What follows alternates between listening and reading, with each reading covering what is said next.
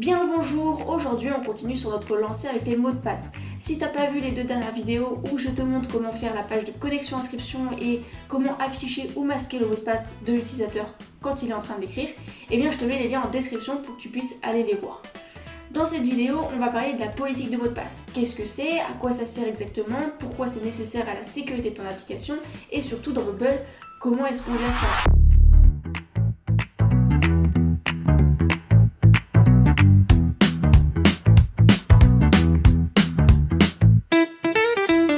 Qu'est-ce qu'une politique de mot de passe? Eh bien, une politique de mot de passe, c'est tout simplement ce qui va définir les obligations pour le mot de passe de l'utilisateur. Par exemple, il faut que ça fasse au moins 8 caractères, il faut qu'il y ait au moins un chiffre, un caractère spécial et une majuscule.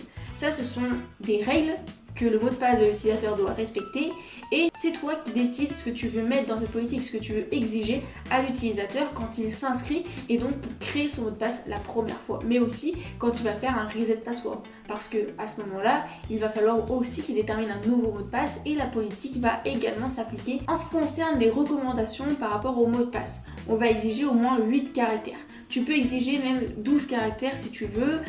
En général, 12 caractères, ça va être pour les applications où il y a des informations très sensibles, comme les informations bancaires, ce genre de choses où on va demander à l'utilisateur de mettre un mot de passe avec au moins 12 caractères pour être sûr que le hack soit le moins faisable possible.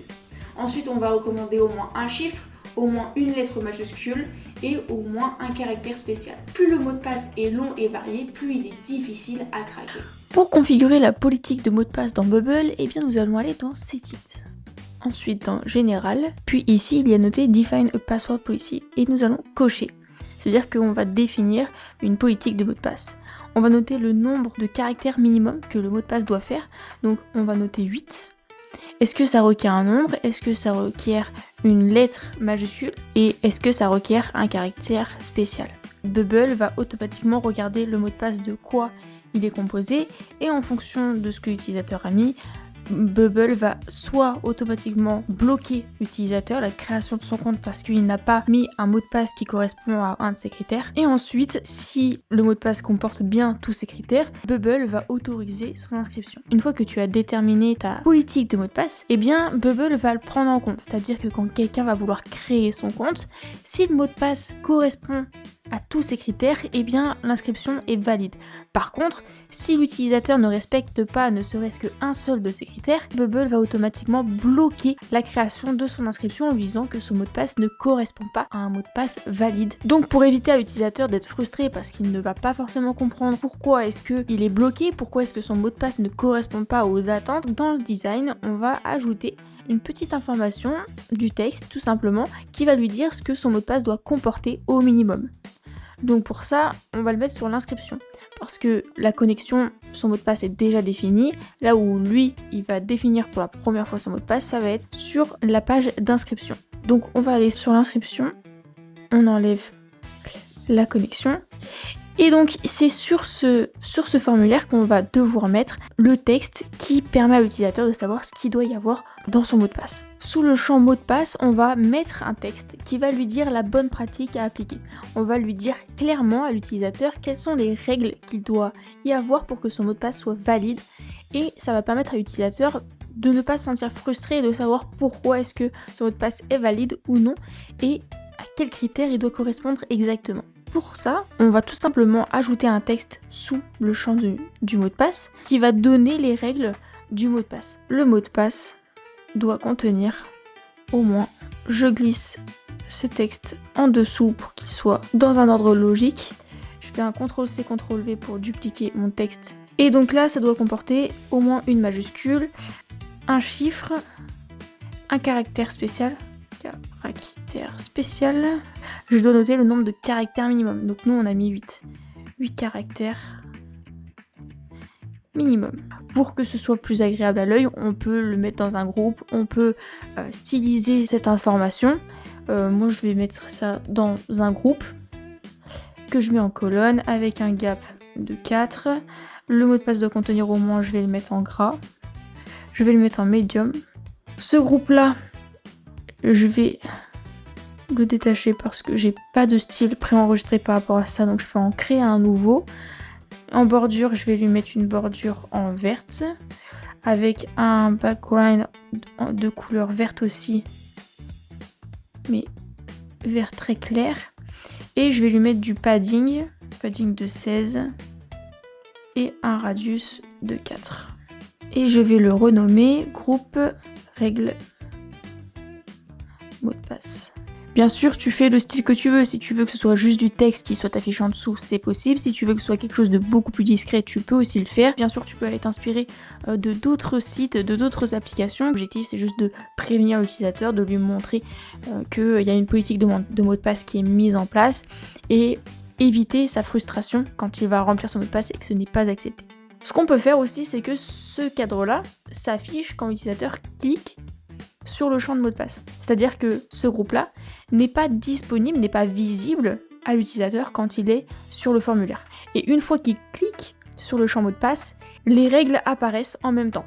On va aller en interaction et on va enlever le visible on page load. Ça permet au groupe de ne pas être visible quand l'utilisateur va aller sur la page. Et ensuite, on va lui mettre une condition à ce groupe-là qui va lui dire quand l'utilisateur appuie sur le champ mot de passe de l'inscription, ce groupe-là devient visible.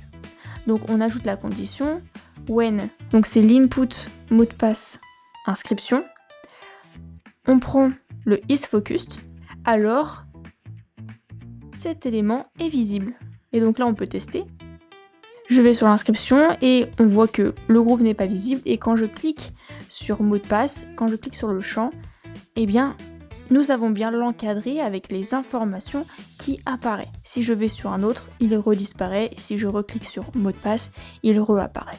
Pour aller plus loin, on peut aussi donner à l'utilisateur une autre information. Cette information, c'est le fait que son mot de passe soit plutôt faible ou plutôt fort. Plus il est fort, plus un ordinateur va mettre du temps à trouver son mot de passe. Pour cette information-là, Bubble la donne directement. Dans les conditions, je peux trouver si le mot de passe est plus ou moins fort.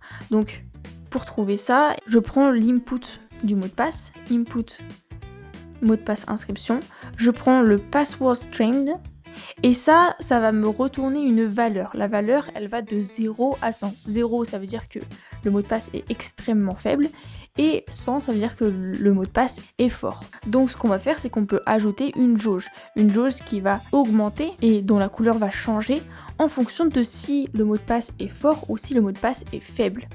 Donc on va ajouter une shape.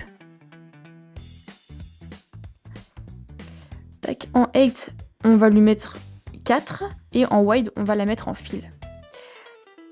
Cette shape, on va la mettre en grille 30 et on va la dupliquer.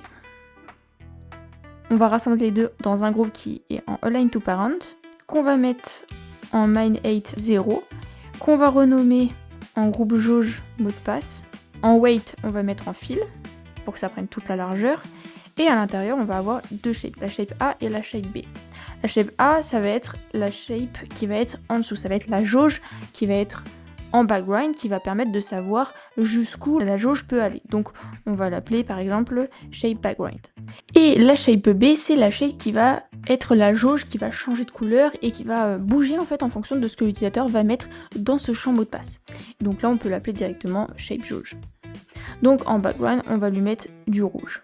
Je vais lui mettre 0 en pourcentage. Et ensuite, cette jauge, elle va augmenter petit à petit et elle va changer de couleur en fonction de l'utilisateur si il a un mot de passe qui est plus ou moins fort.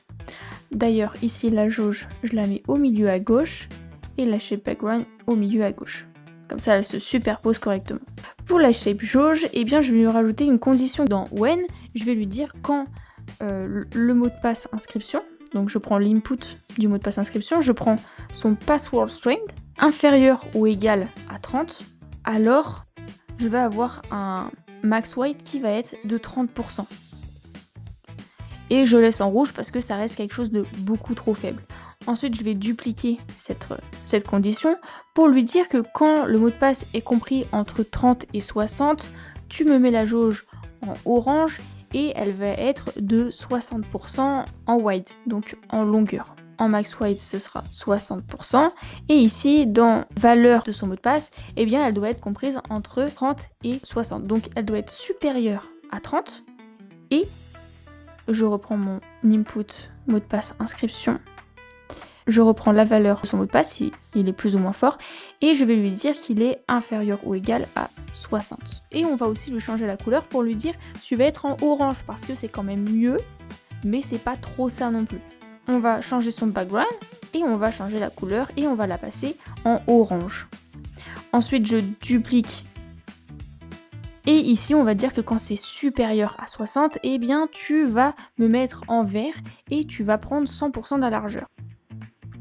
Donc, on a supprimé tout le reste et on va dire quand c'est supérieur à 60. Tu mets un max wide de 100 et en couleur, tu me mets du vert. On va tester ça tout de suite pour voir ce que ça donne. Donc, on a bien un mot de passe qui est vide, donc la jauge est inférieure à 30. Et ensuite, quand je commence à noter des choses, eh bien, on voit que la jauge change de couleur et change de largeur en fonction de si mon mot de passe est plus ou moins fort. Et là, on voit qu'il est plutôt fort, donc ça passe totalement en vert. Bien sûr, on peut créer des alternatives, c'est-à-dire que au lieu d'avoir 30, 30, 60 et 60, on peut avoir quelque chose qui est inférieur ou égal à 20. Ensuite, ce serait de 20 à 40, puis de 40 à 60, de 60 à 80, puis supérieur à 80. L'objectif, c'est de montrer à l'utilisateur que son mot de passe est plus ou moins fort, à quel stade est-ce qu'il peut valider son mot de passe sans trop craindre de se faire avoir. On peut aussi mettre un texte qui dit à l'utilisateur à quoi correspond cette jauge parce que actuellement dans l'état il ne le sait pas forcément. Pour le label, on peut par exemple mettre force du mot de passe ou sécurité du mot de passe, quelque chose comme ça, qui va indiquer à l'utilisateur à quoi correspond cette jauge, à quoi elle fait référence. Et voilà, maintenant tu sais comment faire ta politique de mot de passe dans Bubble, et c'est le genre de détail auquel il faut penser, qu'on oublie bien trop souvent quand on est concentré sur le fonctionnel, et pourtant c'est ça qui fait la différence entre une application qui inspire confiance et une application qui fait douter. Et comme toujours, si tu as besoin d'être accompagné de l'idée jusqu'au lancement, eh bien tu peux aller sur lipa.fr où tu vas avoir plus d'informations sur la plateforme Lipalab, sur tout ce programme d'accompagnement. Et si tu as besoin de juste un petit accompagnement par-ci, un petit accompagnement par-là, juste pour des questions bien précises, eh bien tu peux aussi prendre des heures de coaching avec moi sans passer par tout le parcours de Lipalab. Tout ça, c'est disponible sur lipa.fr, donc n'hésite pas à aller faire un tour. Sur ce, je te souhaite une belle journée ou une belle soirée et on se dit à bientôt.